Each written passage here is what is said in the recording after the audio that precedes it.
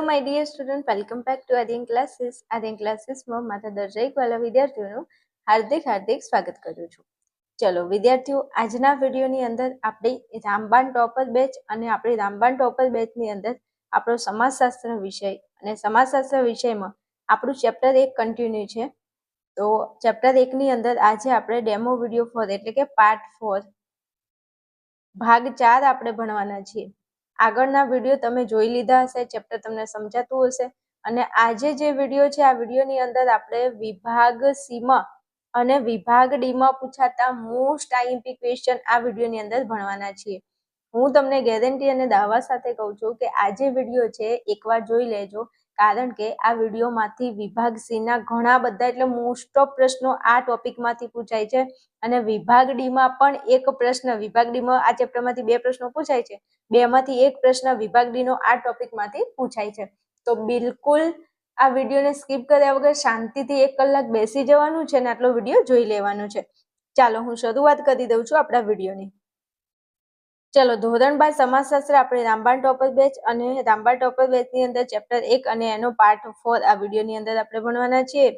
શું ભણવાનું છે? તો વિભાગ સી અને વિભાગ ડી ના મોસ્ટ આઈએમપી ક્વેશ્ચન આ વિડીયોની અંદર આપણે ભણવાના છીએ. ચાલો શરૂઆત કરીએ અને આગળ વધીએ. તો આપણે આપણા ચેપ્ટરની અંદર એક વિડીયો તમે ભણ્યા હશો, એક ટોપિક આપણે આપણા ચેપ્ટરનો ભણી લીધો છે અને હવે લાસ્ટ એક ટોપિક બાકી છે જેનું નામ છે રાષ્ટ્રીય એકતા. આ રાષ્ટ્રીય એકતાની અંદર આપણે 10 પરિબળો ભણવાના છે. એમાંથી 3 પરિબળો મુખ્ય છે, મેન છે, જેમાંથી પ્રશ્ન વિભાગ ડી માં 100% પૂછાય છે. બાકીના જે છે એ પણ આપણે આ વિડીયોની અંદર જોઈ લેવાના છે. હવે ખાસ જણાવી દઉં કે જે પરીક્ષામાં પૂછાય છે, જે આઈએમપી છે, એના ઉપર હું વધારે ભાર મૂકીશ અને જે કામનું નથી, મતલબ કે ખાલી સમજૂતી માટે છે, એને ફટાફટ વાંચી નાખીશ. ઓકે, ચલો રાષ્ટ્રીય એકતાની વાત કરીએ તો રાષ્ટ્રીય એકતા એટલે શું? રાષ્ટ્ર એટલે દેશ અને એકતા એટલે બધાની વચ્ચે, બધા દેશના નાગરિકો વચ્ચે શું જળવાઈ રહે? એકતા. તમારા ઘરની અંદર જો તમારું જે કુટુંબ છે, જે 5 સભ્યનો પરિવાર હોય કે 10 સભ્યો હોય, પણ એની અંદર એકતા હોય ને તો કહેવાનો મતલબ કે આમ જિંદગી જીવવાની મજા આવી જાય. પણ 10 જણા ઘરમાં સભ્યો હોય ને 10 ની અંદર એક આને ના બોલાવે ને એક પેલાને ના બોલાવે, આવું થાય તો ઘરમાં કેવી દશા, કેવી પરિસ્થિતિનું નિર્માણ થાય. એવી રીતે આપણો દેશ છે, આપણા દેશની અંદર એકતા જળવાઈ રહેવી ખૂબ જરૂરી છે. તો એના વિશે વાત કરીએ તો વિદ્યાર્થી મિત્રો, ભારત ભાષા, ધર્મ, પોશાક, જીવન નિર્વાહ, લિંગ પ્રમાણ વગેરેથી વિવિધતામાં એકતા ધરાવતો દેશ છે. આપણા દેશમાં ભાષા અલગ છે, ધર્મ બધાના અલગ છે, પોશાક એટલે કપડા અલગ છે, જીવન નિર્વાહ કરવાની રીતો અલગ છે, લિંગ પ્રમાણ અલગ છે, આ બધું અલગ અલગ છે. તેમ છતાં આપણો દેશ એકતા ધરાવતો દેશ છે, તે આપણે જોયું. હવે આપણે રાષ્ટ્રીય એકતા વિશે માહિતી મેળવીશું. આપણો દેશ વિવિધતામાં એકતા ધરાવે છે, એ તો આપણને ખબર છે, પણ હવે રાષ્ટ્રની અંદર કેવી રીતે એકતા છે એના વિશે આપણે ભણવું છે. ચાલો શરૂઆત કરું, આગળ વધીએ આપણા ટોપિકમાં. તો ભારત અનેક વિવિધતાથી ભરેલો ઉપખંડ છે. ભારતની અંદર અનેક અલગ અલગ વિવિધતાઓ છે. અહીં સામાજિક, સાંસ્કૃતિક, ભૌગોલિક, ધાર્મિક, ભાષાકીય, પ્રાદેશિક વગેરે પાસાઓમાં અનેક વિવિધતા જોવા મળે છે. હવે કઈ બાબતોમાં વિવિધતા જોવા મળે છે? તો સામાજિક દ્રષ્ટિએ વિવિધતા છે, સાંસ્કૃતિક દ્રષ્ટિએ વિવિધતા છે, ભૌગોલિક, ધાર્મિક, ભાષાકીય, પ્રાદેશિક વગેરે બાબતે આપણા ભારતમાં વિવિધતા જોવા મળે છે. આગળ વાત કરીએ તો આ વિભિન્ન ઉપજૂથો વચ્ચે પારસ્પરિક સહકાર ભર્યા તથા સુમેળ ભર્યા સંબંધો હોય તે જરૂરી નહીં, પરંતુ અનિવાર્ય છે. ભાઈ, બધા વચ્ચે સંબંધો સારા જળવાઈ રહે એ જરૂરી છે. ભારતીય સમુદાયના નાગરિકો પરસ્પર એકબીજાને તેમજ સમગ્ર રાષ્ટ્ર પ્રત્યે વફાદાર હોય તે અનિવાર્ય છે. હવે આપણા ભારતના જેટલા પણ નાગરિકો છે એ પોતાના દેશ પ્રત્યે કેવા હોવા જોઈએ? દેશ પ્રત્યે એટલે રાષ્ટ્ર પ્રત્યે એકબીજાને વફાદાર હોય તે જરૂરી છે, ત્યારે જ દેશ સારી રીતે ચાલી શકે. બધા ભારતીયો રાષ્ટ્રના ધ્યેયોનો પોતાના અંતર્ગત ધ્યેયો ગોતે. રાષ્ટ્રીય એકતા મહત્વનું છે. ભારતીય સમુદાયના વિકાસ કે પ્રગતિમાં હાલ કોમવાદ, આતંકવાદ, જ્ઞાતિવાદ, નક્સલવાદ, પ્રદેશવાદ, ભાષાવાદ, અલગતાવાદ જેવી અનેક સમસ્યાઓ પડકારરૂપ છે. હવે અહીંયા તમારે ધ્યાન રાખવાનું છે, અહીંયા તમારે આ મોસ્ટ આઈએમપી ક્વેશ્ચન મારે અહીંયા છે ને તો અંડરલાઈન કરવાની રહી ગઈ છે અને કલર બદલવાનો રહી ગયો છે, પણ આ પ્રશ્ન વિભાગ સી માટે મોસ્ટ આઈએમપી છે, નોટ ડાઉન કરી લો. જો જે કામનું છે, જે મોસ્ટ આઈએમપી છે, જેની ખૂબ જ જરૂર છે, એ હું તમને ટીપીને કહીશ. અહીંથી અંડરલાઈન કરો, આટલેથી અને આટલા સુધી. ભારતની અંદર કઈ સમસ્યાઓ પડકારરૂપ છે, આ પૂછાય છે પ્રશ્ન વિભાગ સી માં મોસ્ટ આઈએમપી છે. જો વિભાગ સી ની અંદર તમારે માર્ક કટ ન થવા દેવો હોય તો પહેલા આટલો પ્રશ્ન ફટાફટ ચોપડામાં નોટ ડાઉન કરો, અથવા ટેક્સ્ટ બુક લઈને બેઠા હોય તો ટેક્સ્ટ બુક ની અંદર ફટાફટ અંડરલાઈન કરો. ભારતમાં કઈ કઈ સમસ્યાઓ જોવા મળે છે? તો ભારતમાં પહેલા તો કોમવાદ, આતંકવાદ, જ્ઞાતિવાદ, નક્સલવાદ, પ્રદેશવાદ, ભાષાવાદ, અલગતાવાદ. વાદેવાદ. શું છે? વાદેવાદ. મસ્ત પ્રશ્ન છે, જવાબ એકદમ ઈઝી છે, બધામાં પાછળ વાદ આવે છે. તમારે આગળ યાદ રાખવાનું છે. તો કોમવાદ, આતંકવાદ, જ્ઞાતિવાદ, નક્સલવાદ, પ્રદેશવાદ, ભાષાવાદ, અલગતાવાદ. આ પ્રશ્ન મારા ગળાના હંસે પ્રશ્ન તૈયાર કરી લેજો. પછી તમે મને નહીં કહેતા કે બેન એકચ્યુઅલી તમે કીધું નહોતું. મોસ્ટ આઈએમપી ક્વેશ્ચન છે. ઓકે, એટલે કહું છું તૈયાર કરી લેજો. પછી એવું ના થાય કે બેન પ્રશ્ન પૂછી ગયો પણ મને ન આવડે, તો શનિ મની મેં તને કીધું નતું કે તું પ્રશ્ન તૈયાર કરી લે. એટલે પ્રશ્ન તૈયાર કરી લેજે હો. ઓકે, વિભાગ સી માટે મોસ્ટ આઈએમપી છે. મારે અહીંયા લખવાનું રહી ગયું છે મારા વાલા, પણ કહું છું લખીને તૈયાર કરી લેજો. હવે આપણા દેશમાં એક તો કોમવાદ, કોમ વચ્ચે ઝઘડા, આતંકવાદીઓ ઘૂસી જાય, જ્ઞાતિવાદ, જ્ઞાતિઓ વચ્ચે ઝઘડા, નક્સલવાદની વાત કરો, પ્રદેશમાં વાદ વિવાદ ચાલે, ભાષાને લઈને વાદ વિવાદ, અલગતાવાદ, બધી સમસ્યાઓ આપણા દેશમાં છે. તો હવે કરવું શું? આ સમસ્યાને કંઈક કરીને હલ તો કરવી ને. તો આ સમસ્યાઓને હલ કરીને રાષ્ટ્રીય એકતા પ્રસ્થાપિત કરવી આવશ્યક છે. આ બધી જે સમસ્યાઓ છે એ સમસ્યાઓને આપણે દૂર કરવી પડે, એનું સોલ્યુશન લાવવું પડે, એનો નિકાલ કરવો પડે, હલ કરવી પડે અને રાષ્ટ્રની અંદર એકતા સ્થાપિત કરવી પડે. તો આ રાષ્ટ્રીય એકતાનો અર્થ અને તેના સહાયક પરિબળો આપણે સમજીશું. હવે આપણું રાષ્ટ્ર એટલે કે આપણો દેશ, બધા નાગરિકો એકબીજા સાથે હળી મળીને એકતાથી રહે, એના માટે આપણે આ બધી સમસ્યાઓને દૂર કરવી પડે. અને આ સમસ્યા દૂર કરવા માટે, રાષ્ટ્રને એક કરવા માટે કેટલાક પરિબળો છે. એ પરિબળો હવે આપણે ભણવાના છે. ઓકે, હાલો આગળ વધીએ અને વાત કરીએ પરિબળો વિશે. ચાલો આવી ગયા છે આપણે આપણા ટોપિકમાં. આગળ ભણાવ્યું એમાંથી કાંઈ યાદ નથી રાખવાનું. એક પ્રશ્ન વિભાગ સી માં મેં કીધો એ તૈયાર કરી લેજો. ઓકે, ચલો હવે વાત કરવી છે. ભાઈ રાષ્ટ્રીય એકતાની વાત કરીએ તો રાષ્ટ્રીય એકતાની પહેલા તો આપણે વ્યાખ્યા ભણવાની છે. શું ભણવાની છે? વ્યાખ્યા. 3 વ્યાખ્યાઓ છે જે અલગ અલગ વ્યક્તિઓએ આપેલી છે, અને 3 વ્યાખ્યામાંથી કોઈ પણ એક વ્યક્તિની વ્યાખ્યા તમને વિભાગ સી માં 2 ગુણમાં પૂછી શકે છે. પછી એકચ્યુઅલી મને ન કહેતા કે બેન તમે કીધું નહોતું. ઓકે, તો વાત કરીએ રાષ્ટ્રીય એકતા. રાષ્ટ્રીય એકતાની પહેલા શું જોવાની છે? વ્યાખ્યા જોવાની છે. ચલો તો પહેલા કોની વ્યાખ્યા આપણે જોઈશું? તો આપણા ટેક્સ્ટ બુકમાં આપેલી છે, ભારતના પ્રથમ પ્રધાનમંત્રી જવાહરલાલ નહેરુ. જો આ જવાહરલાલ નહેરુ જે હતા ને, આપણા ભારતના પ્રથમ શું હતા? વડાપ્રધાન હતા. પ્રધાનમંત્રી હતા, વડાપ્રધાન હતા. એમને એક રાષ્ટ્રીય એકતાની એક વ્યાખ્યા આપેલી છે. રાષ્ટ્રીય સંમેલનમાં રાષ્ટ્રીય એકતાની વ્યાખ્યા આપતા એમને જણાવ્યું છે. અને મેં અહીંયા લખ્યું છે વિભાગ સી માં મોસ્ટ આઈએમપી આ ક્વેશ્ચન છે. વિભાગ સી માટે મોસ્ટ આઈએમપી આ ક્વેશ્ચન છે. પછી તમે મને કહેતા ને કીધું નહોતું, 3 વ્યાખ્યા લખીને તૈયાર કરી લેવાની છે. કારણ કે આ ચેપ્ટરમાંથી વિભાગ સી માં ભાઈ 2 પ્રશ્નો પૂછાય છે. અમુક પ્રશ્નો એકદમ સહેલા છે. આ ખાલી વ્યાખ્યા તમને તકલીફ પડે એ હું માનું છું. વ્યાખ્યા સિવાયના બીજા એક પણ પ્રશ્નો એવા નથી તમને ન આવડે. બધા ભણાવીશ, ડોન્ટ વરી. હવે સાંભળજો, તમને અહીંયા વ્યાખ્યા આપી છે તો વ્યાખ્યાનો તમારે હંમેશા એક નિયમ યાદ રાખવાનો છે. જ્યારે પણ તમે પરીક્ષાની અંદર કોઈ પણ વિષય હોય અને તમે વ્યાખ્યા લખતા હોય ત્યારે વ્યાખ્યાને તમારે હંમેશા અવતરણ ડબલ ઇન્વાઇટેડ કોમામાં લખવાનું છે. ખબર પડી? તો તમારા પેપરની અંદર કોઈ જે તમારું પેપર જોઈ શિક્ષકને લાગે કે નહીં છોકરાને નીતિ નિયમની ખબર છે. જે પણ વ્યાખ્યા, જે પણ વિષયમાં જ્યારે પણ વ્યાખ્યા લખતા હોય ત્યારે અવતરણ ચિહ્નની અંદર તમારે વ્યાખ્યા લખવાની છે. ઓકે, આ છે ને એને અવતરણ ચિહ્ન કહેવાય, એવી ખબર પડે ને? હા, હાલો હવે સાંભળજો. શું કીધું છે જવાહરલાલ નહેરુએ આપણા દેશની એકતા વિશે?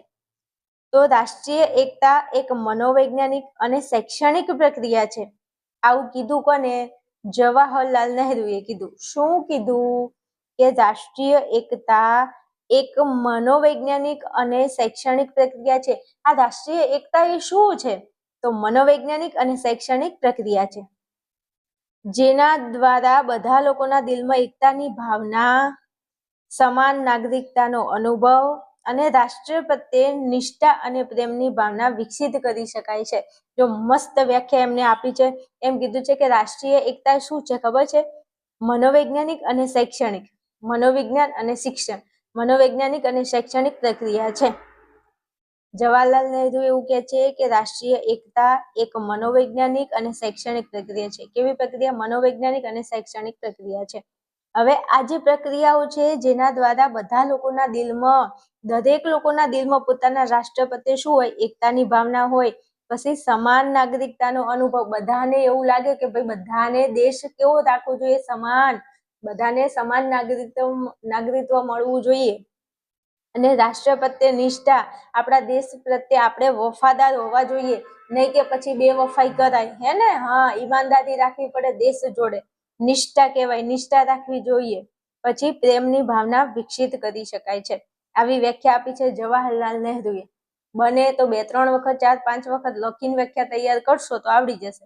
બીજું હંમેશા ધ્યાન રાખવું, કોઈ પણ પ્રશ્ન નથી આવડતો તો એને લખીને તૈયાર કરો. વાંચવાથી કાંઈ યાદ રહેતું નથી, લખીને તૈયાર કરવાથી યાદ રહેશે. આ તમારે હંમેશા યાદ રાખવાનું. જે પણ પ્રશ્ન તૈયાર કરો, લખીને તૈયાર કરો.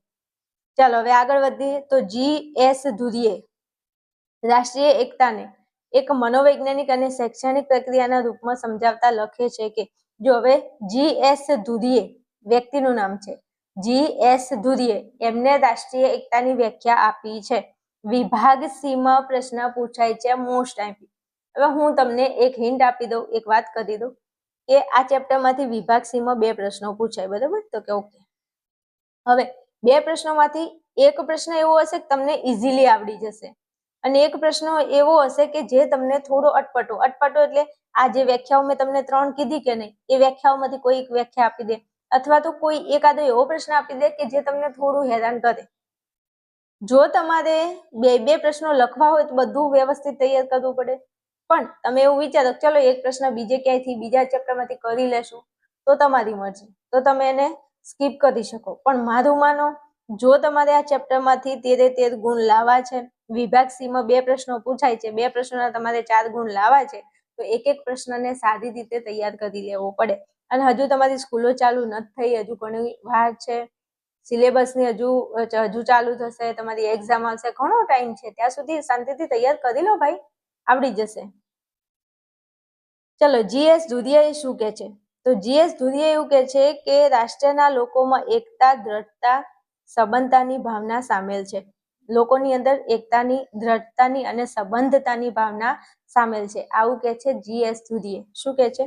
રાષ્ટ્રના લોકોમાં એકતા, દ્રઢતા, સંબંધતાની ભાવના સામેલ છે, જેમાં લોકોના હૃદયમાં સામાન્ય નાગરિકની ધારણા તથા વફાદારીની ધારણા અને ભાવના જોડાયેલ છે. આ રાષ્ટ્રીયતાની વ્યાખ્યા આપી છે, રાષ્ટ્રીય એકતાની. કોને? G.S. ધુરીએ. એવું કહે છે કે લોકોની અંદર એકતા, દ્રઢતા અને સંબંધતાની ભાવના છે. બધા લોકો એકતાની ભાવના રાખે, બધા જોડે દ્રઢતાની, સંબંધની ભાવના રાખે, જેમાં લોકોના હૃદય સામાન્ય નાગરિકની ધારણા તથા વફાદારીની ધારણા અને ભાવના સાથે જોડાયેલ છે. લોકોના હૃદય કોની સાથે જોડાયેલા છે? તો નાગરિકોની ધારણા સાથે, વફાદારીની ધારણા અને ભાવના સાથે જોડાયેલ હોય છે. દરેકના હૃદય, આપણે તમને ખબર છે, આપણા રાષ્ટ્રની અંદર દરેક નાગરિકનું હૃદય એ સારું જ વિચારતું હોય પોતાના દેશ પ્રત્યે, કોઈ ખરાબ ના વિચારે. તો અમુક જ હોય કે જે દેશ પ્રત્યેની ખોટી ભાવના રાખતા હોય, બાકી તો બધા દેશ માટે સારી જ ભાવના રાખતા હોય છે. તો આ G.S. ધુરીએ આપેલી વ્યાખ્યા છે, તૈયાર કરી લેજો. ચલો પછી આગળ વધીએ. તો વિભાગ સીમાં ફરી પાછો એક પ્રશ્ન 2 ગુણમાં તમને રાષ્ટ્રીય એકતાની વ્યાખ્યા ફરી પૂછાય. તો વ્યક્તિનું નામ છે વિનોબા ભાવે. વિનોબા ભાવે રાષ્ટ્રીય એકતાની કઈ વ્યાખ્યા આપી છે? તો વિનોબા ભાવે એવું કીધું છે કે રાષ્ટ્રીય એકતા એ ભાવાત્મક એકતા, ભાઈચારો અને રાષ્ટ્ર પ્રેમની દ્રઢ ભાવનાઓ છે. જો વિનોબા ભાવે એવું કહે છે કે રાષ્ટ્રીય એકતા એ ભાવાત્મક એકતા, ભાઈચારો, રાષ્ટ્રપ્રેમની દ્રઢ ભાવનાઓ છે, જે એક દેશના બધા નિવાસીઓને પોતાની વ્યક્તિગત, પ્રાદેશિક, ધાર્મિક અને ભાષાકીય વિભિન્નતાઓને ભૂલવામાં સહાયતા કરે છે. આવું કીધું છે વિનોબા ભાવે. બરોબર. આ 3 વ્યાખ્યા છે. તમને જે પણ વ્યાખ્યા સાદી આવડે તૈયાર કરી લેજો. જો કદાચ કોઈ એમ પ્રશ્ન પૂછે કે રાષ્ટ્રીય એકતાની વ્યાખ્યા આપો, તો 3 માંથી તમે ગમે તે વ્યક્તિની વ્યાખ્યા લખી શકો, પણ તમને મેન્શન કરીને આપે, ઉલ્લેખ કરીને આપે ભાઈ મારા કે નહીં વિનોબા ભાવે કીધી હતી એ જ વ્યાખ્યા લખો, અથવા તો GS સૂર્યની વ્યાખ્યા લખો, અથવા તો જવાહરલાલ નહેરુની વ્યાખ્યા લખો, તો પછી એ વ્યક્તિની તમારે વ્યાખ્યા લખવી પડે. હવે તમારા ઉપર છોડું છું. જો તમને ઈઝી પડે તો આ 3 પ્રશ્નોમાંથી 3 કરો. જો તમને થોડું તકલીફ પડે છે તો કોઈ એકાદી વ્યાખ્યા તૈયાર કરી લો, કારણ કે રાષ્ટ્રીય એકતાની એકલી વ્યાખ્યા પૂછાય તો કોઈ પણ વ્યાખ્યા તમે લખી શકો છો. બાકી વિભાગ સીમાં પૂછાતા બીજા પ્રશ્નો તો છે જ તે, જે આપણે મસ્ત તૈયાર કરી લઈશું. ઓકે. અને આ જે પ્રશ્નો છે એ તમને સ્વાધ્યાયમાં નથી આપેલા, પણ અમુક ટાઈમે કહેવાય ને કે સમાજશાસ્ત્રનું પેપર જો થોડું હાર્ડ કરવું હોય તો આવો એકાદો પ્રશ્ન આવી રીતના મૂકી દે છે. એટલે કાંઈ લોડ ન લેતા, મારી ઉપર વિશ્વાસ રાખજો. એક્ઝામ આવશે ને ત્યારે આપણે દિવાળી પર સરસ મજાનો પેપર સેટ લોન્ચ કરીશું. પેપર સેટ તૈયાર કરશો તો તમારે આ વાતની ખમાન મજા. બેઠે બેઠા પ્રશ્નો આપણા પેપર સેટમાંથી બોર્ડમાં પૂછાય છે. Don't worry. ઓકે. હાલો હવે આગળ વધવું છે. હવે આગળ મેં તમને વ્યાખ્યાઓ ભણાવી દીધી છે. રાષ્ટ્રીય એકતાની 3 વ્યક્તિઓ છે ને 3 વ્યક્તિઓ અલગ અલગ વ્યાખ્યા આપી છે. આ તો થઈ ગઈ રાષ્ટ્રીય એકતાની વ્યાખ્યા. પણ હવે વાત કરવી છે કે રાષ્ટ્રીય એકતાના સહાયક પરિબળો વિશે. 10 પરિબળો છે. 3 મુખ્ય પરિબળો છે અને ટોટલ જોવા જઈએ તો 10 પરિબળો છે. ઓકે. તો કે ઓકે. હવે મારા વાલા વિદ્યાર્થીઓ, વિડીયોની અંદર આગળ વધુ એ પહેલા આપણે રાષ્ટ્રીય એકતાના પરિબળો તો ભણીએ છીએ, પણ જે મારા વાલા વિદ્યાર્થીઓ યુટ્યુબમાં મારો વિડીયો હાલ નિહાળી રહ્યા છે અને એમને કંઈક એવું લાગે છે કે ભાઈ સમાજશાસ્ત્રમાં હવે ખબર જ પડી છે કે આ ચેપ્ટર શું કહેવા માંગે છે, તો તમારે આ પહેલું ચેપ્ટર તમે ભણ્યા છો, મારા ડેમો વિડીયો જોયા હશે, પહેલેથી પાર્ટ 1 થી લઈ અને પાર્ટ 4 સુધી આપણે આવી ગયા છે. તો 1 થી લઈ અને 4 ભાગ તમે જોયા હશે. તમારા દિલને જો એવો અહેસાસ થાય છે કે બેન ભણાવે એમાં ખબર પડે છે, અથવા તમે મનોવિજ્ઞાન વિષય હોય કે પછી તત્વજ્ઞાન હોય કે ભૂગોળ હોય કે સમાજશાસ્ત્ર હોય, કોઈ પણ વિષય તમારા ધોરણ 12 આર્ટ્સના જેટલા પણ વિષયો છે એ વિષયમાંથી કોઈ પણ વિષય તમે મારી ચેનલમાં ભણો છો તમને મજા આવે છે, તો હજુ તમારે આવા નવા વિડીયો અને નવા ચેપ્ટર તમારે ભણવા છે, એ પણ વિષય વાઇઝ. તો વધારે કંઈ કરવાનું નથી. દરેક વિદ્યાર્થીને વાત કરું છું કે આપણું આધીન ક્લાસીસ નામનું આપણું એપ્લિકેશન છે ને, આપણા એપ્લિકેશનમાં ધોરણ 12 આર્ટ્સનો સારો એવો કોર્સ અવેલેબલ છે. તમે આ બેચની અંદર જોઈન થઈ શકો છો. આ કોર્સમાં જોઈન થઈ અને ભણી શકો છો. ટોટલ 8 વિષય તમને આપણે એપ્લિકેશનમાં મળે છે. 8 વિષયની વાત કરું તો તત્વજ્ઞાન, મનોવિજ્ઞાન, ભૂગોળ, સમાજશાસ્ત્ર, ગુજરાતી, હિન્દી, ઇંગ્લિશ અને સંસ્કૃત. આ 8 વિષયનો કોર્સ છે. આ કોર્સની અંદર તમે જોઈન કરી શકો છો. હવે આ કોર્સને લગતી વધારે કોઈ ઇન્ફોર્મેશન જોઈએ છે, તમને મોબાઈલ નંબર આપું છું, એના ઉપર ફટાફટ કોલ મેસેજ કરી શકો છો. 8 વિષયનો ભેગો કોર્સ તો અવેલેબલ છે જ તે, પણ કોઈ વિદ્યાર્થી એવું છે કે બેન મારે બધા વિષયની જરૂર નથી, મને ખાલી સમાજશાસ્ત્ર કે ખાલી તત્વજ્ઞાન કે ખાલી મનોવિજ્ઞાન એક વિષય મારે ખરીદવા છે, તો એ પણ અવેલેબલ છે આપણા કોર્સની અંદર. તમારી ઈચ્છા, તમારી જરૂરિયાત, તમારી જરૂરિયાતને ધ્યાનમાં રાખીને આપણે કોર્સને ડિઝાઇન કરેલો છે. વધારે ઇન્ફોર્મેશન મેળવવા માટે ફટાફટ તમે ક્યાં આવશો, તો નંબર આપું છું, વોટ્સએપ અને કોલ કરી શકો છો. અને ખાસ આપણો આ વિડીયો છે, આ વિડીયોના નીચે ડિસ્ક્રિપ્શનમાં તમને વોટ્સએપ ચેનલ, ટેલિગ્રામ ચેનલ અને આપણા આધ્યાન ક્લાસીસ એપ્લિકેશનની લિંક આપું છું. ત્યાં જઈ અને તમે 3 જોઈન કરી લેજો, એટલે મારા દ્વારા જે પણ વિડીયો યુટ્યુબમાં હું અપલોડ કરું છું એની નોટિફિકેશન તમને ફટાફટ મળી રહેશે. વિશ્વાસની વાત કરું તો તમે ચેનલમાં કમ્યુનિટી પોસ્ટમાં જઈ અને વિદ્યાર્થીઓના બેનર, વિદ્યાર્થીઓના રિવ્યુ જોઈ શકો છો. ગુજરાતની નંબર 1 ચેનલ છે ધોરણ 12 આર્ટ્સ માટેની, એટલો વિશ્વાસ તમને આપું છું. એનાથી વધારે હું કાંઈ જ કહી શકું એમ નથી. રિઝલ્ટ આવે એ દિવસે તમારે જોઈ લેવાનું. બેને કીધું હતું એ સાચું છે. ઓકે, ચાલો હવે ફરી પાછા ટોપિકમાં આવી જઈએ છીએ. વાત કરવી છે આપણે રાષ્ટ્રીય એકતાના સહાયક પરિબળો. ચલો, શું છે રાષ્ટ્રીય એકતાના સહાયક પરિબળો? હવે રાષ્ટ્રની અંદર જો આપણે એકતા રાખવી હોય તો કયા કયા એવા પરિબળો છે? તો પહેલા નંબરનું પરિબળ છે ભૌગોલિક પરિબળ. જો 10 પરિબળો છે, રાષ્ટ્રની અંદર એકતા રાખવા માટેના પરિબળ કેટલા છે? 10 છે. અને 10 માંથી અમુક એવા છે જે મોસ્ટ આઈએમપી પૂછાય છે. 10 માંથી 3 તો એવા છે કે જે મોસ્ટ આઈએમપી તમારે કરી જ લેવાના છે, અને બાકીના હું તમને કહી દઈશ ઓપ્શનમાં કે આ નથી કરવાના, આ તમારાથી થાય તો કરી લેજો. ઓકે, ચાલો. પહેલા નંબરનું પરિબળ છે જેનું નામ છે ભૌગોલિક પરિબળ. ભૌગોલિક પરિબળ વિભાગ ડી માં મોસ્ટ આઈએમપી ક્વેશ્ચન, મારા વાલા, મારા કલેજા, મારા કાળેજાના કટકાઓ, ખોટું નહીં બોલું, 3 પરિબળો એવા છે જે 3માંથી એક પરિબળ દર એક્ઝામમાં, બોર્ડની એક્ઝામમાં પૂછાય જ છે. ખબર પડી? એટલે દરેક વિદ્યાર્થીને કહું છું ભૌગોલિક પરિબળ, અને એકદમ ઈઝી છે ભૌગોલિક પરિબળ. તમને વિભાગ ડી માં અલગથી પૂછાય કે રાષ્ટ્રીય એકતાનો અર્થ સમજાવી ભૌગોલિક પરિબળ વિશે સમજાવો. મોસ્ટ એમપી વિભાગ ડી માં પૂછાય તો આપણે લખવાનું છે. શું લખશો? ચલો. ભારતમાં ભૂ રાજકીય એકતાનું દર્શન અને સભાનતા ભારતના ઋષિમુનિઓ અને રાજ્યકર્તાઓ ધરાવતા હતા.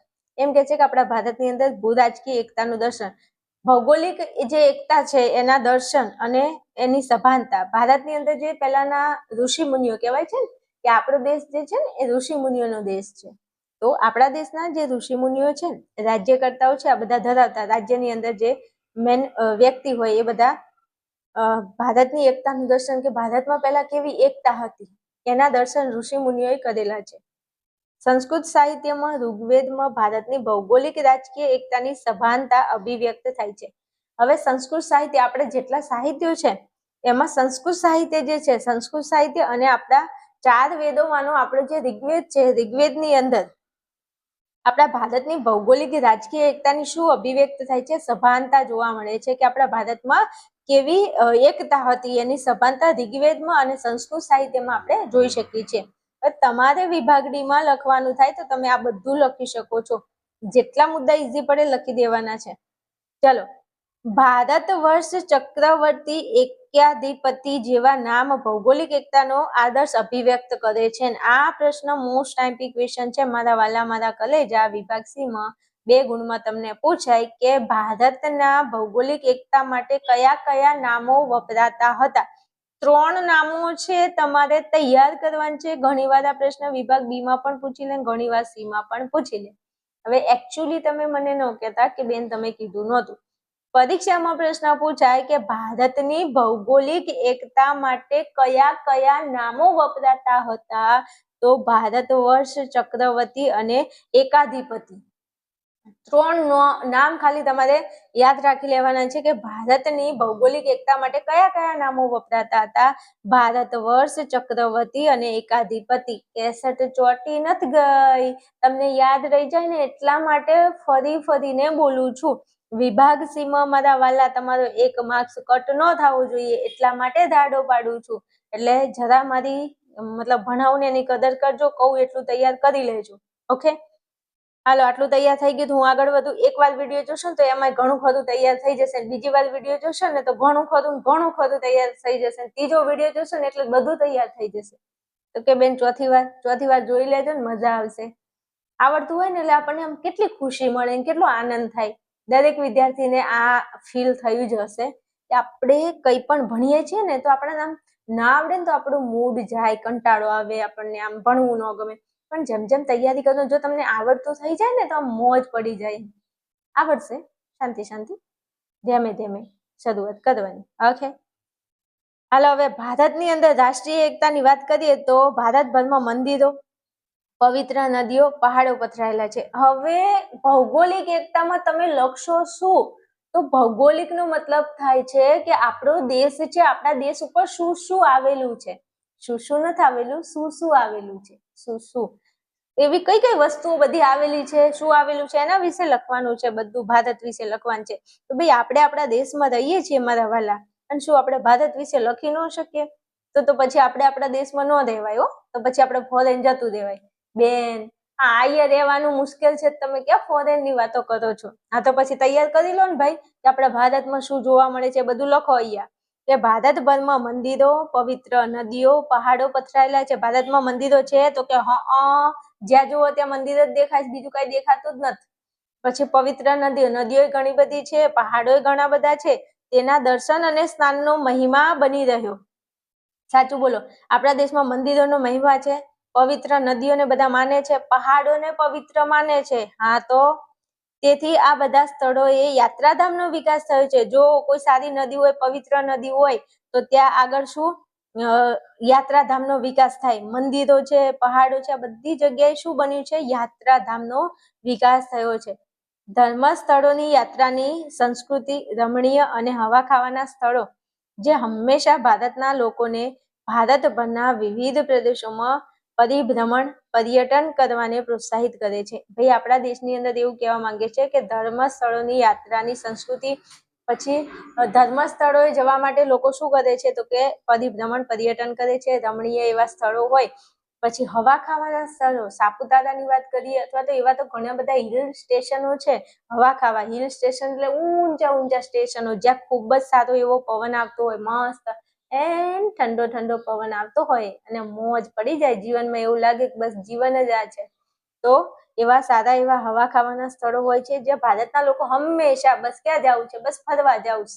ક્યાં જવું છે? ફરવા જવું છે. અને સોસાયટીમાં રહેતા હોય કે ગામમાં રહેતા હોય મહેલામાં, તો જો એક ઘરના લોકો ફરવા ગયા હોય ને તો આ પછી આજુબાજુમાં પછી કાઠું થઈ જાય રહેવાનું. કેમ? જો ઓલી ઘરવાળો છે ને ઈ એને રોજ ફરવા લઈ જાય છે ને અમાર તો એક દાડો કોણ તો એક દાડો ફરવા ન લઈ જાય, એટલે પેલો ભાઈ ફરવા જાય ઈ તો મોજ મજા કરે પણ આપણી પથારી ફેરવી નાખે. અને અમારે બહેનોને કેવું હોય તમને ખબર છે ને, આવું જ હોય. તમારા ઘરમાં તમારા મમ્મી પપ્પાના આવા ઝઘડા થતા હશે, તમને ખબર હશે. તો કે મારે એટલું બધું ન કહેવાય પણ જસ્ટ આ તમને થોડું આમ લાગે ને કે હું એ સંસારમાં રહું છું એમ.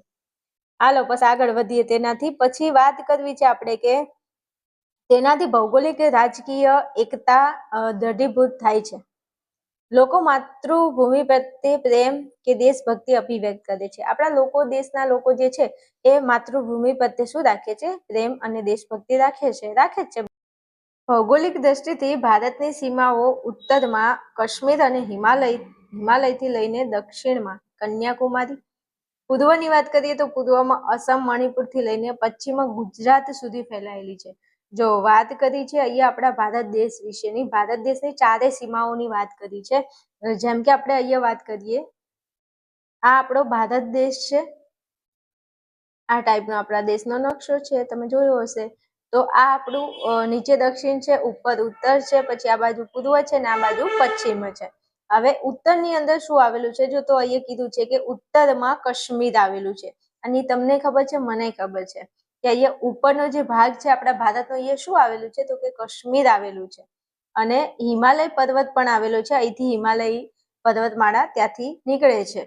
તો હિમાલય અને કાશ્મીર આ ઉત્તરમાં આવેલું છે. તો લખવાનું કે ઉત્તરમાં કાશ્મીર અને હિમાલયથી લઈને દક્ષિણમાં કન્યાકુમારી. આ જે ભાગ છે આ દક્ષિણનો ભાગ છે ને દક્ષિણના ભાગમાં શું આવેલું છે તો કે કન્યાકુમારી. લાસ્ટ પોઈન્ટ કન્યાકુમારી, ઉપર કાશ્મીર, નીચે કન્યાકુમારી. પછી કીધું છે પૂર્વમાં, આ પૂર્વનો ભાગ છે. તો પૂર્વમાં 7 સિસ્ટર એટલે 7 રાજ્યો આવેલા છે, જેને આપણે અસમ, મણિપુર, મેઘાલય, પછી અરુણાચલ પ્રદેશ, એ બધા એમ કરીને 7 રાજ્યો આવેલા છે. તો અસમ અને મણિપુર પૂર્વમાં આવેલા છે એવું કીધું છે. અને વાત કરીએ તો પશ્ચિમમાં ગુજરાત. તો આ બાજુ છેલ્લું સ્ટેશન મતલબ કે છેલ્લું રાજ્ય કયું છે તો કે ગુજરાત છે. પશ્ચિમમાં છેલ્લું રાજ્ય ગુજરાત છે. આ રીતે આપણો આખો ભારત દેશ ફેલાયેલો છે 4 દિશાની અંદર. ઉત્તરમાં કાશ્મીર અને હિમાલય, દક્ષિણની અંદર કોણ આવેલું છે? કન્યાકુમારી, પૂર્વની અંદર અસમ, મણિપુર, મેઘાલય, ત્રિપુરા, અરુણાચલ પ્રદેશ, આ બધા રાજ્યો આવેલા છે. અને પશ્ચિમની વાત કરીએ તો પશ્ચિમમાં ગુજરાત સુધી આપણો ભારત દેશ ફેલાયેલો છે. તો 4 દિશાઓ વિશે લખવાનું છે. તો 100% તમે લખી શકો છો. આઈ હોપ તમને એ તો આવડી ગયું હશે. ઉત્તરમાં કોણ આવેલું છે? કાશ્મીર, અને દક્ષિણમાં કન્યાકુમારી, પૂર્વમાં અસમ, મણિપુર, અને પશ્ચિમમાં ગુજરાત સુધી આપણો ભારત દેશ ફેલાયેલો છે. ઓલું સોંગે સાંભળ્યું હશે, કાશ્મીર તું મેં કન્યાકુમારી. હા, મસ્ત. ચેન્નઈ આઈ એક્સપ્રેસ, સારું એવું પિક્ચર છે. પણ જોજો હાલ ન જોતા સોની મોની ભણવાનું કરજે પાછી. એટલે આપણા દેશ વિશે વાત કરી છે કે ઉત્તર, દક્ષિણ, પૂર્વ, પશ્ચિમમાં કયા કયા સ્ટેશન છેલ્લે આવેલા છે ને એના વિશે વાત કરી છે. અને આવું આપણે જનરલી લખી શકીએ. એકદમ ઈઝી પોઈન્ટ છે, તૈયાર કરી લેજો, લખવામાં મજા આવશે. ચલો, સમગ્ર ભારત 32,87,263 લાખ ચોરસ કિમીના વિશાળ વિસ્તારમાં ફેલાયેલો છે. વાહ ભાઈ વાહ, મસ્ત વાત કરી છે કે આપણો ભારત દેશ કેટલા લાખ ચોરસ કિલોમીટરના વિશાળ ક્ષેત્રમાં ફેલાયેલો છે. તો 32,87,263 લાખ ચોરસ કિલોમીટરના વિશાળ વિસ્તારમાં ફેલાયેલો આપણો દેશ છે. અહીંયા અંડરલાઈન કરવાની રહી ગઈ છે, પણ નોટ ડાઉન કરો ફટાફટ. મોસ્ટ આઈએમપી MCQ અહીંથી પૂછાય મારા વાલા, મારા કલેજાઓ, કે આપણા ભારત દેશનો જે વિસ્તાર છે એ કેટલા લાખ ચોરસ કિલોમીટરનો છે. ભારત કેટલા વિસ્તારમાં ફેલાયેલો દેશ છે? તો આંકડો તમારે યાદ રાખવાનો છે 3287,263. મોસ્ટ IMP MCQ છે. અહીંયા અંડરલાઈન કરી લો, નોટ ડાઉન કરી લો. મારે અહીંયા અંડરલાઈન કરવાની રહી ગઈ છે, પણ વાંધો નહીં, PDF ની અંદર હું અંડરલાઈન કરી અને લખી દઈશ કે વિભાગ A માં MCQ માં આટલા નંબરનો આ ક્વેશ્ચન છે. ઓકે, મારે તમને કેવું ન પડે. જે વસ્તુ કદાચ વિભાગ AB માં મારાથી અહીંયા લખવાની રહી ગઈ છે, હું તમને હાલ હાઇલાઇટ કરું છું કે આ પ્રશ્ન વિભાગ A માં MCQ માં પૂછાય છે, તમારે તૈયાર કરવાનો છે તો તૈયાર કરવાનો છે. શું યાદ રાખશો? ભારત આપણો દેશ કેટલા વિસ્તારમાં ફેલાયેલો છે? તો 32,87,263 લાખ ચોરસ કિલોમીટરના વિશાળ વિસ્તારમાં આપણો દેશ ફેલાયેલો છે. આ વિશાળ ભૂભાગમાં કુલ 121 કરોડની વસ્તી ધરાવતો જન સમૂહ આ દેશમાં વસવાટ કરે છે. શું વાત કરી છે તમે! અહીંયા જુઓ, આપણો દેશ છે એ 32,87,263 લાખ ચોરસ કિલોમીટરમાં વિશાળ પથરાયેલો છે. અને આપણા દેશમાં વસ્તી કેટલી રહે છે એમ કીધું છે?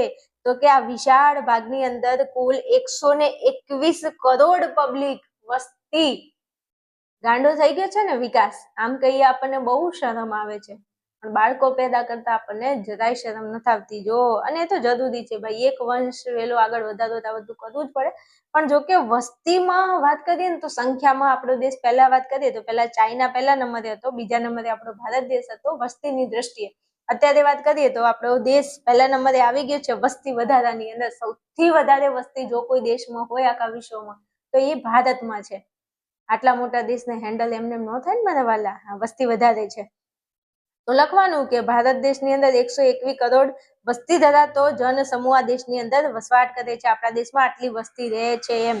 ચલો આગળ વાત કરીએ તો મેદાની વિસ્તાર. આપણા દેશની અંદર મેદાની વિસ્તારો છે, પહાડો છે, નદીઓ છે, સમુદ્ર છે, જંગલ છે, રણ છે જેવી ભૌગોલિક વિશેષતા ધરાવતો આપણો દેશ ભારત છે. વાહ ભાઈ વાહ, મજા આવી ગઈ. આપણો દેશ ભારત છે એમ. અને કહેવાય ને કે નસીબદાર હોય, નસીબદાર હશે જેને મળ્યો આવો દેશ. આપણો દેશ અને આપણે નસીબદાર છીએ કે ભારત દેશની અંદર આપણને જન્મ મળ્યો છે. ભગવાનને એકવાર થેન્ક યુ કહી દેજો, કારણ કે આપણા દેશની ભૂમિની વાત ન થાય મારા વાલા. કારણ કે આપણો દેશ એક એવો છે કે જ્યાં ભગવાન ખુદ મારો વિષ્ણુ ભગવાન અવતાર ધારણ કરીને આવે છે. અને હવે કળિયુગમાં કલ્કી અવતાર ધારણ કરીને આવવાના છે, પણ ખબર નહીં ત્યારે આપણે હશું કે નહીં. પણ વાત કરું છું કે આપણો દેશ એટલો મહાન છે ને કે જ્યાં આપણો ભગવાન ખુદ નારાયણ અવતાર ધારણ કરીને આવે છે. એટલે તમે જેવા તેવા દેશની અંદર જન્મ્યા નથી હો, એ વાતનો આપણને હંમેશા ગર્વ હોવો જોઈએ ભાઈ. તમે સાંભળ્યું કે બીજા દેશમાં કોઈ ભગવાનને જન્મ આ લીધો છે? નો ડાઉટ, પણ સૌથી વધારે જો ભગવાનનો જન્મ હોય ને તો આપણા ભારતમાં છે. એટલે બહુ મહાન દેશની અંદર આપણે રહી રહ્યા છીએ, એનો હંમેશા આપણને ગર્વ હોવો જોઈએ.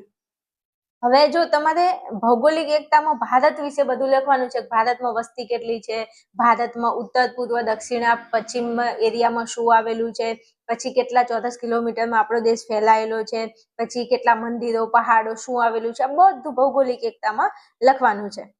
ચલો, ઐતિહાસિક રીતે નાના નાના રાજ્યોમાં વહેંચાયેલો ભારત એક દેશ તરીકે પ્રસિદ્ધિ પામ્યો છે. આપણો દેશ નાના નાના રાજ્યોમાં વહેંચાયેલો હતો. પહેલા 562 દેશી રજવાડા હતા આપણા ભારતમાં. જ્યારે આપણો દેશ આઝાદ થયો ને ત્યારે 562 દેશી રજવાડા હતા.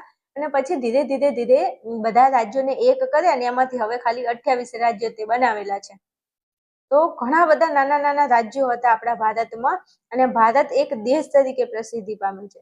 ભૌગોલિક વિવિધતા એ લોકોમાં જુદી જુદી પરિસ્થિતિઓમાં સાનુકૂળ થવાનું અને પરસ્પર મૈત્રી ભાવ રાખી એકતા સ્થાપિત કરવાનું શીખ્યું છે. ભૌગોલિક એકતા એટલે મતલબ આપણો જે વિસ્તાર છે, આપણા જે રાજ્યનો બધો જે વિસ્તાર છે, આપણા દેશનો આખો જે વિસ્તાર છે, એ વિસ્તારની અંદર લોકો જુદી જુદી પરિસ્થિતિમાં એકબીજાને સાનુકૂળ થયા છે અને પરસ્પર એકબીજા સાથે એકતા રાખે છે.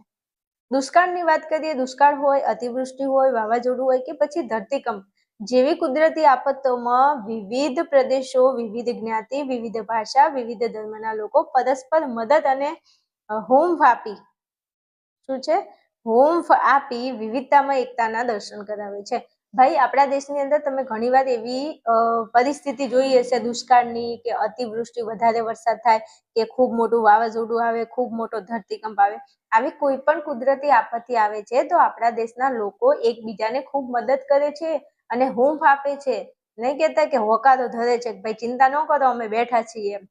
ગમે તેવી પરિસ્થિતિ, તમે બનાસનું સાંભળ્યું હશે કે આપણા બનાસકાંઠામાં એક વખત બનાસ નદીમાં પૂર આવ્યું હતું ને જે પરિસ્થિતિ સર્જાઈ હતી, એવા તો ઘણા બધા વાવાઝોડા આપણા દેશમાં, આપણા ગુજરાતમાં આવી ગયા, દેશમાં આવી ગયા. તો ગમે તેની તમે જો વાત કરો તો દરેક પરિસ્થિતિમાં આપણા દેશના લોકો ભલે ગમે તે ભાષાના હોય, ગમે તે જ્ઞાતિના હોય કે ગમે તે પ્રદેશના લોકો હોય, પણ આવી જો પરિસ્થિતિ, સંકટ ભરી પરિસ્થિતિ હોય તો આપણા દેશના લોકો એકબીજાને તરત મદદ કરે છે. તો બસ આના વિશે તમારે ભૌગોલિક પરિબળમાં લખવાનું છે. ઓકે, આઈ હોપ, આશા ઉમ્મીદ રાખું છું મારા વાલો કે તમને ભૌગોલિક પરિબળમાં ખબર પડી છે. વિડીયો જોઈ લીધો, ટોપિક ભણી લીધો, તેમ છતાં કહું છું કે 2 થી 3 વખત તમે મારો વિડીયો જોવાનું રાખજો, કારણ કે 2-3 વખત વિડીયો જોવો ને તો એ કોન્સેપ્ટ તમારો એકદમ ક્લિયર થઈ જાય, તમને આખો પ્રશ્ન મોઢે યાદ રહી જાય. ઓકે, ચલો હવે આગળ વધીએ તો બીજા નંબરનું પરિબળ. હવે મારી તમને નમ્ર વિનંતી છે કે એક ભૌગોલિક પરિબળ, ભારતનું બંધારણ અને ત્રીજું પરિબળ છે નાગરિકની ફરજો. આ 3 તમારે તૈયાર કરી લેવાનું છે. કેમ? કારણ કે પહેલી, બીજી ને ત્રીજી 3 પરીક્ષામાં 3માંથી એક પ્રશ્ન તો હશે. પછી તમે મને ના કહેતા કે બેન તમે કીધું નહોતું. એટલે આ પહેલું, બીજું અને ત્રીજું આ 3 પરિબળો કરી લેવાના છે. એક ભૌગોલિક એકતા વાળું પરિબળ, ભારતનું બંધારણ અને નાગરિકની ફરજો. આ 3 તો કમ્પલસરી તમારે તૈયાર કરવાના છે. ઓકે, ચલો પહેલું ભણી લીધું છે. હવે બીજા નંબરમાં વાત કરીએ આપણા ભારતનું બંધારણ. શું કહે છે આપણા ભારતનું બંધારણ? તો તમને ઈ ખબર છે કે બંધારણ શું છે? બંધારણ કોને કહેવાય ઈ તમને ખબર છે? બંધારણ એટલે કોઈ પણ દેશના નીતિ નિયમો. તમારું ઘર ચાલે છે તો તમારા ઘરના કંઈક તો નીતિ નિયમો હશે. રહેવા, ખાવા, પીવાના, પહેરવા, ઓઢવાના, બોલવા, ચાલવાના કંઈક તો નીતિ નિયમો હશે ને, ત્યારે તમારું ઘર ચાલે છે. હા, એમ તો એવી રીતે આપણો દેશ ચાલે છે. તો દેશને ચલાવવા માટે કંઈક તો નીતિ નિયમો હોવા જોઈએ. આપણા દેશમાં શું છે શું નથી એની માહિતી કોઈ જગ્યાએ તો હોવી જોઈએ. તો બસ ઈ જ છે આપણું બંધારણ. એકદમ દેશી ભાષામાં સમજાવું છું. બંધારણ એ 520 પન્નાનું એક પુસ્તક છે. કેટલા? 520 પન્નાનું એક પુસ્તક છે, જેને આપણે કહીએ છીએ બંધારણ. આ બંધારણની અંદર આઈ થિંક 25 જેટલા ભાગ છે. 21 થી લઈને 25 ની વાત નવા ઉમેર્યા, ડિલીટ કર્યા ને એવું બધું, એટલે 25 જેટલા ભાગ છે. અને એની અંદર લગભગ વાત કરીએ ને તો 400+ અનુચ્છેદ આવેલા છે. અલગ અલગ ભાગો છે. તો અલગ અલગ ભાગોની અંદર ભારતની અંદર શું કેટલા રાજ્યો છે, પછી કેટલી ભાષાઓ છે, કેટલા અધિકારો છે, કેટલી ફરજો છે, ચૂંટણી કેવી રીતે કરવી, પછી ભારતની અંદર લોકસભા, રાજ્યસભા, ચૂંટણીઓ કેવી રીતે થાય છે, બધાની માહિતી તમને બંધારણમાં મળી રહેશે. પછી ન્યાયતંત્ર વિશે બધું ક્યાં આપેલું છે? બંધારણમાં આપેલું છે. કટોકટીની પરિસ્થિતિ દેશમાં સર્જાવતો શું કરવું જોઈએ, શું ન કરવું જોઈએ, બધું બંધારણમાં આપેલું છે. એક નાગરિક તરીકે આપણી શું ફરજ હોય છે ને એ બંધારણમાં આપેલું છે. પછી વાત કરીએ ને કે આ દરેકે જે હોદ્દાઓ છે, જેમ કે રાષ્ટ્રપતિ છે, વડાપ્રધાન છે, પછી એના જે લોકસભાના અધ્યક્ષ છે, ઉપાધ્યક્ષ છે, સભ્યો છે, પછી વિધાનસભાઓની વાત કરીએ, રાજ્યપાલ છે, મુખ્યમંત્રી છે, એના બધા સભ્યો છે. તો આ દરેક વસ્તુ વિશેની જાણકારી તમારે મેળવવી હોય તો એ તમને બંધારણના પુસ્તકમાંથી મળી રહેશે, જે 520 પેજનું છે. બંધારણમાં કયા કયા સુધારા કરવામાં આવેલા છે, શું કર્યું, શું નથી કર્યું, આ બધું, કેટલા રાજ્યો છે, કેટલા કેન્દ્ર શાસિત પ્રદેશો છે, આ બધું વસ્તુ તમને બંધારણમાં જોવા મળશે. આને કહેવાય છે બંધારણ. આપણે જો આ ચેપ્ટર પૂરતી વાત કરીએ ને તો આપણે આપણા બંધારણની અંદર ફરજો કરીને એક ભાગ આપેલો છે. મૂળભૂત અધિકારો છે અને મૂળભૂત અધિકારોની જેમ આપણી ફરજો છે. અને આ ફરજો વિશે ભણવાનું છે આપણે મસ્ત. બંધારણ તો ભણીશું, ફરજો પાછળ આવે છે, પણ બંધારણ શું કહેવા માંગે છે પહેલા બંધારણ જોઈ લઈએ. બંધારણમાંથી એક ફરજો કરીને ટોપિક એ નેક્સ્ટ આપણે ભણીએ છીએ. ચલો, તો બંધારણ વિશે સમજી ગયા. 520 પન્નાનું પુસ્તક છે ને એમાં શું આપેલું છે, બધું મેં તમને હાલ સમજાવી દીધું કે આ બધું ભણવું હોય, સમજવું હોય, તમારે બંધારણની ચોપડી ખોલવી પડે. ચલો, આટલા બધા વૈવિધ્ય ભર્યા દેશમાં રાષ્ટ્રીય એકતા સર્જવામાં કોઈ પાયાનું પરિબળ હોય તો તે ભારતનું બંધારણ છે. આપણા દેશનું બંધારણ જે છે ને એ બધાને એકતા આપે છે. દેશનો ગમે તેવો નાગરિક હોય પણ બધાને એક જ દ્રષ્ટિએથી જોવા વાળું કોઈ પુસ્તક હોય તો એ બંધારણ છે આપણા દેશનું. તો કીધું છે કે આટલા બધા વૈવિધ્ય ભર્યા આપણો દેશ, ભાઈ આપણા દેશમાં કઈ ઓછા ધર્મ છે, ઓછી જ્ઞાતિઓ છે, ઓછી જાતિઓ છે? તો પણ તમે વિચારો આપણો દેશ એક થઈને રહે છે કેવી રીતે? તો કે ભારતના બંધારણના લીધે. જ્યારે કોઈ વ્યક્તિને એવું લાગે છે ને કે મારી જોડે અન્યાય થઈ રહ્યો છે, ત્યારે તે બંધારણના દ્વાર ખખડાવી શકે છે. ભારત એ વિવિધ રાજ્યનો સંઘ છે. આપણો દેશ એ રાજ્યનો બનેલો સંઘ છે અને આવો ઉલ્લેખ કરેલો છે આપણા બંધારણમાં કે ભારત એ રાજ્યનો બનેલો સંઘ છે.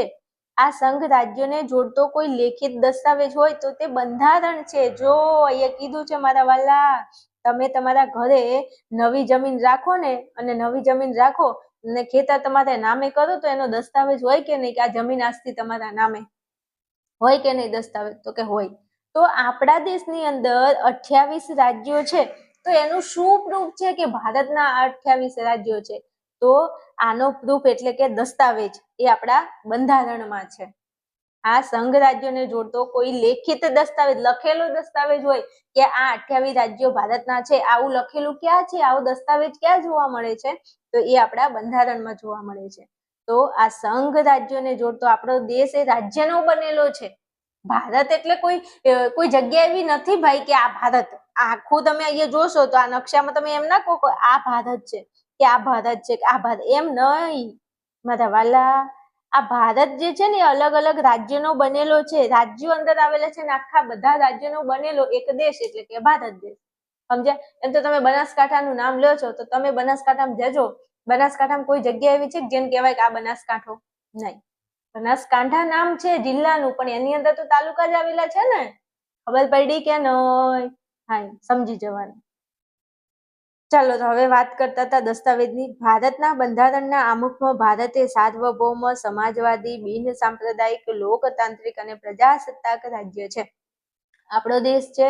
આપણા દેશના બંધારણની અંદર બંધારણમાં આમુખ કરીને એક ટોપિક આવે છે. આમુખમાં એવું લખેલું છે કે આપણો દેશ એ સાર્વભૌમ, સમાજવાદી, બિન સાંપ્રદાયિક, લોકતાંત્રિક અને પ્રજાસત્તાક રાજ્ય છે. આપણો દેશ, આ બધું વાત કરીને અહીંયા જે લખ્યું છે કે આપણો દેશ કેવો છે? તો સાર્વભૌમ છે, સમાજવાદી છે, બિન સાંપ્રદાયિક છે, લોકતાંત્રિક અને પ્રજાસત્તાક રાજ્ય છે. અને ન્યાય, સ્વાતંત્ર્ય અને સમાનતા તેના પાયા છે. આપણા દેશનો પાયો શું છે? બધાને ન્યાય આપો, બધાને સ્વતંત્રતા આપી અને સમાનતા. દેશનો દરેક નાગરિક હોય તો એને સમાન ન્યાય મળવો જોઈએ, સમાનતા મળવી જોઈએ અને સમાન એને સ્વાતંત્ર્ય મળવું જોઈએ. ભારતના બંધારણમાં સમાનતાના અધિકારમાં ધર્મ, જાતિ, જ્ઞાતિ, લિંગ કે જન્મસ્થળના કારણોસર ભેદભાવો ઉપર કાયદા દ્વારા પ્રતિબંધ મૂકવામાં આવેલ છે. મસ્ત વાત કરી છે, અહીંયા સમજાવું છું. આપણા દેશની અંદર આપણું બંધારણ છે ને એમાં ભાગ 3 કરીને છે મૂળભૂત અધિકારો. અને મૂળભૂત અધિકારોની અંદર લગભગ આપણને 5 થી 6 અધિકારો આપેલા છે. આ અધિકારની અંદર એક અધિકાર આપેલો છે ભારતના બંધારણમાં, એક અધિકાર જેનું નામ છે સમાનતાનો અધિકાર. કયો અધિકાર? સમાનતાનો અધિકાર. સમાનતાનો અધિકાર એ બંધારણમાં આપેલો છે અને એવું કહેવા માંગે છે કે દેશમાં રહેલ દરેક નાગરિક શું છે? સમાન જ છે. એમાં કોઈ ભેદભાવ હોવો જોઈએ નહીં. વ્યક્તિ વચ્ચે કોઈ ભેદભાવ થવો જોઈએ નહીં તો એના ઉપર કાયદેસરનો પ્રતિબંધ મૂકવામાં આવશે. આપણા દેશના બંધારણમાં ભાગ 3 જેનું નામ છે મૂળભૂત અધિકારો, આ અધિકારની અંદર આપણને અધિકારો આપેલા છે. એમાં જે અધિકારો આપેલા છે એમાં એક અધિકાર જેનું નામ છે સમાનતાનો અધિકાર. હવે સમાનતાના અધિકારની અંદર એવો ઉલ્લેખ કરેલો છે કોઈ પણ વ્યક્તિ હોય, સમાનતાનો અધિકાર એવું કે છે કે ભારત દેશની અંદર કોઈ પણ વ્યક્તિ હોય, એ ગમે તે ધર્મનો હોય, એ ગમે તે જાતિનો હોય, એ ગમે તે જ્ઞાતિનો હોય, એ ગમે તે લિંગનો હોય કે એ ગમે તે જગ્યાએ એનું જન્મ સ્થળ હોય, આ બધાના લીધે ગમે તે ધર્મનો વ્યક્તિ, જાતિ, જ્ઞાતિ, લિંગ કે જન્મ સ્થળનો ગમે તે વ્યક્તિ હોય, આ બધા કારણોસર ભેદભાવ ઉપર કાયદા દ્વારા પ્રતિબંધ મૂકવામાં આવેલો છે.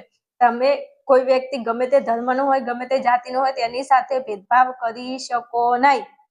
ખબર પડી?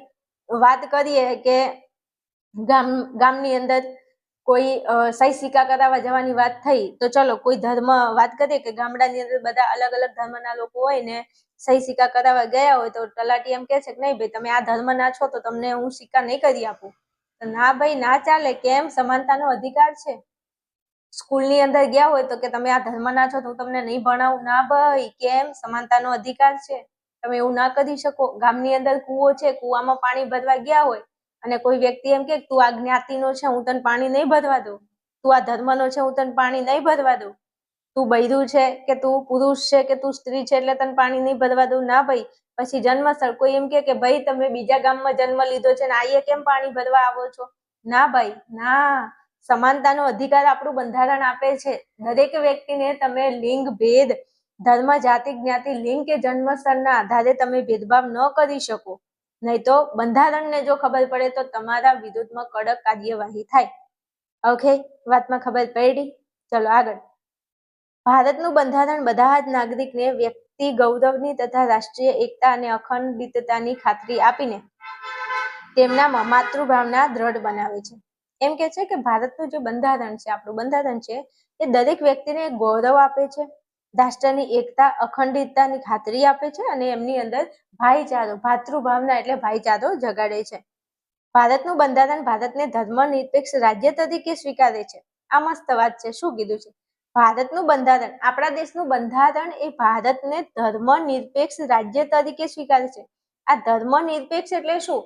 ધર્મનિરપેક્ષ એટલે એવું કહેવા માંગે છે કે ભારત દેશની અંદર અલગ અલગ ધર્મ છે, તો એવું નથી કે ભારત કોઈ એક ધર્મના લોકોને વધારે મહત્વ આપે ને એક ધર્મના લોકોને ઓછું મહત્વ આપે, એમ નહીં. આપણો દેશ ધર્મથી પરે છે, મતલબ ધર્મો તો છે જ તે, પણ કોઈ એક ધર્મને માનીને ચાલવા વાળો નથી. બધા ધર્મના લોકોને, બધા ધર્મને માનવા વાળો દેશ છે, એટલે ધર્મનિરપેક્ષ છે. કોઈ એક ધર્મને વધારે રાખવું એવું નથી. દરેક ધર્મને સ્વીકારનારો આપણો દેશ છે. એટલે કે ભારત રાજ્યનો કોઈ ધર્મ નથી. જો કીધું ને ભારતનો કોઈ ધર્મ નથી, ભારતની અંદર જેટલા ધર્મો છે એનાથી એ પરે છે અને બધા ધર્મને સ્વીકારે છે, બધા ધર્મોને માન સન્માન આદર આપે છે આપણો દેશ. એવું નથી કે કોઈ એક ધર્મને લઈને ચાલે છે, નહીં, એમ નહીં. બધા જ ધર્મો માટે સમાન આદર અને રક્ષણ મળે છે. આપણા દેશમાં દરેક ધર્મને આદર અને રક્ષણ આપવામાં આવે છે. બધા જ નાગરિકોને મુક્તપણે ધર્મ માનવા તથા પાળવાનો. હવે આપણા દેશની અંદર એવું નથી ભાઈ કે આપણા દેશની અંદર એવું કહેવામાં આવે કે ભાઈ તમે હિન્દુ ધર્મ જ પાળો, કે તમે ઇસ્લામ ધર્મ જ તમે પાળો, તમે શીખ ધર્મ અપનાવો, તમે જૈન ધર્મ, તમે બૌદ્ધ ધર્મ જ અપનાવો. આવું કોઈ કહેવા વાળું છે નહીં. આપણા બંધારણમાં ચોખ્ખું કીધું છે જેને જે ધર્મમાં ઇન્ટરેસ્ટ હોય, જેને જે ધર્મમાં જે માનતું હોય એને એ ધર્મ પાળવાની અને માનવાની એને એકદમ છૂટ આપેલી છે. Is it clear? આપણા દેશની અંદર કોઈ જબરજસ્તી કરવામાં આવતી નથી ભાઈ કે તમે હિન્દુ ધર્મ જ અપનાવો, કે તમે ઇસ્લામ ધર્મ, કે તમે જૈન બૌદ્ધ ધર્મ જ. નહીં, એ તો રાજા રજવાડાનો ટાઈમ હતો ને, એ વખતે જે મુઘલો હતા, કે ઇવન આપણે વાત કરીએ કે જેટલા પણ આપણા દેશ સિવાય, આપણા દેશ સિવાયના બહારના જેટલા પણ રાજાઓ જે આપણા દેશની અંદર આપણા દેશને ગુલામ બનાવ્યો હતો, તો એ લોકો આપણા દેશના જે રાજાઓ હતા એ રાજાઓને જબરજસ્તી ધર્મ પરિવર્તન કરાવતા હતા. હા, ઇસ્લામ ધર્મ કબૂલ કરાવતા હતા. ઘણા બધા એવા રાજાઓ, આપણા દેશની વાત નથી કરતી, બહારથી આવ્યા હતા આપણા દેશમાં, ને આપણા દેશના જો રાજા જોડે યુદ્ધ થાય ને, જો આપણા દેશનો જે રાજા હોય ને જો હારી જાય તો એને કમ્પલસરી એને આ ધર્મ પરિવર્તન કરાવતા હતા. અમુક એવા હતા ઘણા વટવાળા રાજાઓ જે પોતાનો જીવ દઈ દીધો પણ એમને ક્યારે ધર્મ પરિવર્તન નથી કર્યું. પણ એ બધી રાજા રજવાડાની વાતો છે. હાલ આપણું બંધારણ અવેલેબલ છે. બંધારણ મુજબ કોઈના ઉપર એવું પ્રેશર નથી કરવામાં આવતું કે તમે આ જ ધર્મ અપનાવો. જેને મજા આવે, જેને જે ગમે ધર્મ પાળી શકે છે. તો નાગરિકો મુક્તપણે ધર્મ માનવા, પાળવાનો તથા તેનો પ્રચાર પણ કરી શકે છે. એનો પ્રચાર કરવાનો એને અધિકાર છે. એમાં બંધારણ ના પાડતું નથી. તો આ બધું બંધારણ વિશે મેં તમને મસ્ત વાત કરી. હું એવી આશા ઉમ્મીદ રાખું કે તમને આ ભણાવ્યું એમાં ખબર પડી હશે. જો કોઈ પણ વસ્તુ છે, હું તમને ફરી એક વાત કહી દઉં, જો દરેક વિષય તમે 11મા ધોરણમાં ભણ્યા હશો, સમાજશાસ્ત્ર 12મામાં આવ્યા છો, તો કઈ એવું નથી કે તમે 10 વર્ષથી આ વિષય ભણો છો તમને તરત આવડી જાય. 1 વખત, 2 વખત, 3 વખત વિડીયો જોવો પડશે. છેલ્લી વાર, ત્રીજી વાર વિડીયો જોશો ને ત્યાં સુધી ઘૂઘરા જેવો ટોપિક થઈ જશે તમારો. પણ એકવાર ભણવાથી આવડી જાય ખોટી વાત છે. હા, હું ભણાવું એમાં 1000% તમને સમજણ પડશે, પણ યાદ રાખવા માટે રિવિઝન કરવું પડશે અને એ તમારું કામ છે. એટલે અઠવાડિયામાં 1-2 વખત ફરી વિડીયો જોઈ લેવાનો. ચલો, શું કીધું છે? પાળવાનો અને તેનો પ્રચાર કરવાનો. જો કીધું છે ને કે પ્રચાર કરવાનો અધિકાર બંધારણે આપ્યું છે. બંધારણ કહે છે કે તમને જે ધર્મ ગમે એ તમે પાળો અને એ ધર્મને તમે પ્રચાર કરી શકો છો. ભારતમાં કોઈ પણ સ્થળે વસવાટ કરતા અને પોતાની આગવી ભાષા, લિપિ કે સંસ્કૃતિ ધરાવતા લઘુમતી જૂથોને આ બધાનું જતન કરવાનો અને જાળવવાનો અધિકાર બંધારણે આપે છે. તો મસ્ત વાત કરી છે કે તમે કોઈ પણ ભાષા બોલતા હોય, જે લિપિ હોય, તમારી જે સંસ્કૃતિ હોય એ સંસ્કૃતિનું તમે જતન કરી શકો છો, એમાં બંધારણ તમને ના પાડશે નહીં. આ બધા અધિકારો રાષ્ટ્રીય એકતાના ઘડતરમાં પ્રાથમિક ભૂમિકા ભજવે છે. હવે બધા ધર્મના લોકોને સમાન રાખીએ તો કોઈ વાતે ભેદભાવ થાય? કોઈ એમ કે હિન્દુ ધર્મનું કોઈ એમ કે આ કેમ આવું છે, અમારી જોડે કેમ ભેદભાવ છે? ઇસ્લામ ધર્મનું કોઈ કે અમારી જોડે કેમ ભેદભાવ? નહીં ભાઈ, બધું સમાન છે. બધાને બંધારણ એક રાખવા માટેની કોશિશ કરે છે. બધા માટે સમાનતાનો અધિકાર છે. એટલે બંધારણ પણ બધા લોકોને એક રાખવામાં મહત્વની ભૂમિકા ભજવે છે. તો ભારતનું બંધારણ એ પણ શું છે? એક પરિબળ છે. કેમ? દેશના લોકોને એક રાખવા માટે, એકતા રાખવા માટે દેશના લોકો વચ્ચે. તો ભારતનું બંધારણ એ પણ દેશના લોકોને શું રાખે છે? એકતા રાખે છે, એમની વચ્ચે ભાઈચારો રાખે છે. તો એ મહત્વનું પરિબળ છે. બે પરિબળ તમને ભણાવી દીધા. ચાલો આગળ વાત કરીએ. ત્રીજા નંબરના પરિબળ ઉપર આપણે આગળ વધીએ. ચાલો ત્રીજા નંબરના પરિબળની વાત કરીએ તો નાગરિક ફરજો મોસ્ટ એમપી વિભાગ ડી માટે આ ત્રણમાંથી કોઈ પણ એક તો બોર્ડમાં હશે નશે. બીજું પહેલી બીજીમાં પૂછાશે, એટલે ખાસ તૈયાર કરી લેવું પ્લીઝ. ચલો હવે નાગરિકની ફરજો એટલે આપણો દેશ તો આપણને આ બધું આપે જ છે ભાઈ. આપણું બંધારણ દેશના લોકોને, નાગરિકોને આ બધું આપે છે, સમાનતા આપે છે, બધા હકો આપે છે. પણ આપણે આપણા દેશને શું આપવું જોઈએ? આપણે પણ આપણા દેશના નાગરિક છીએ ને ભાઈ. તો આપણી તો કંઈક ફરજ બને છે, નાગરિકોની તો કંઈક ફરજ બને છે ને. આપણો દેશ આપણને કંઈક આપે છે, આપણી માતૃભૂમિ આપણને કંઈક આપે છે, તો આપણી ફરજ છે કે આપણે આપણા દેશને કંઈક આપવું જોઈએ. આપણી શું ફરજ છે? તો હવે આપણે ભણવાની છે નાગરિકોની ફરજો. આપણી શું ફરજ છે આપણા દેશ પ્રત્યે? તો એ જ રીતે વાત કરવી છે. તો ભારતના નાગરિકોની ફરજોમાં પણ રાષ્ટ્રીય એકતા નિર્દેશિત થાય છે. રાષ્ટ્રને વફાદાર રહેવું. હવે આપણને આપણો દેશ આટલું બધું પ્રોવાઈડ કરે છે, આટલું બધું આપે છે, તો આપણી ફરજ બને છે કે આપણે આપણા દેશને વફાદાર રહીએ. તો પહેલી આપણી ફરજ શું બને છે કે આપણે આપણા દેશને વફાદાર રહેવું જોઈએ. જે થાળીમાં ખાધું હોય એ થાળીમાં ક્યારેય ન થૂકાય. મતલબ આપણે આપણા દેશમાં રહીએ છીએ તો આપણે આપણા દેશને વફાદાર રહેવું જોઈએ. ગમે તેવી પરિસ્થિતિ, સમય, સંજોગ, સંકટ આવે પણ આપણે આપણા દેશને વફાદાર રહેવું જોઈએ. તો નાગરિકની પહેલી ફરજ કઈ છે?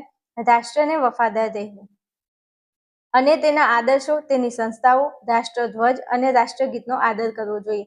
આપણા દેશને આપણે વફાદાર રહેવાનું છે. પછી આપણા દેશના જે આદર્શો છે, જે મૂલ્યો છે, જે સંસ્થાઓ છે, આપણો દેશનો રાષ્ટ્રધ્વજ છે, આપણો તિરંગો જે છે અને આપણું રાષ્ટ્રગીત છે, તો આપણા રાષ્ટ્રગીતનો આપણે શું કરવું જોઈએ? આદર કરવો જોઈએ. એનું નામ આદરથી લેવું જોઈએ. તો આપણી પહેલી ફરજ છે. એકદમ ઇઝી છે, આવડી જાય એવી છે. 2-3 વખત લખીને તૈયાર કરો, આવડી જશે. ચલો આગળ વાત કરીએ તો આઝાદી માટેની લડતને પ્રેરણા આપનાર ઉમદા આદર્શોને હૃદયમાં સન્માનિત કરી તેને અનુસરવું. આઝાદી માટેની લડતને પ્રેરણા આપનારા ઉમદા આદર્શો.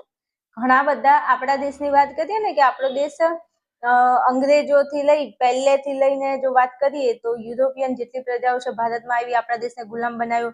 કહેવાય છે કે 200 અંગ્રેજો આવ્યા અને 200 વર્ષ રાજ કર્યું, આપણી પથારી ફેરવી નાખી, આપણા દેશને હેરાન કર્યો, લોકોને બહુ જ હેરાનગતિ થઈ હતી આપણા દેશમાં આપણા લોકોની. તો આઝાદી, અંગ્રેજોથી આઝાદ થવા માટે આપણા દેશના જે મહાન વ્યક્તિઓ જેમને કંઈક એવું યોગદાન આપ્યું છે, તો એમને કંઈક તો એવા આદર્શો અપનાયા હશે, ત્યારે આપણા દેશને આઝાદી મળી હશે. તો એ જે આદર્શો છે એમને આપણા હૃદયમાં સન્માનિત કરી તેમને અનુસરવું, એટલે એમના પ્રમાણે અનુસરણ કરવું જોઈએ. ભારતનું સાર્વભૌમ એકતા, અખંડિતતાનું સંવર્ધન કરીને તેનું રક્ષણ કરવું જોઈએ. આપણા દેશની અંદર સાર્વભૌમ આપણી એકતા, અખંડિતતા નું સંવર્ધન કરી અને તેનું રક્ષણ કરવું જોઈએ. ચલો પછી કીધું છે દેશનું રક્ષણ કરવામાં યોગદાન આપવું. આપણા દેશનું રક્ષણ, આપણા દેશની અંદર દરેક નાગરિકનું રક્ષણ થાય એ માટે આપણાથી જે બને નહીં યથાશક્તિ, આપણી યથાશક્તિ પ્રમાણે આપણે યોગદાન આપવું જોઈએ.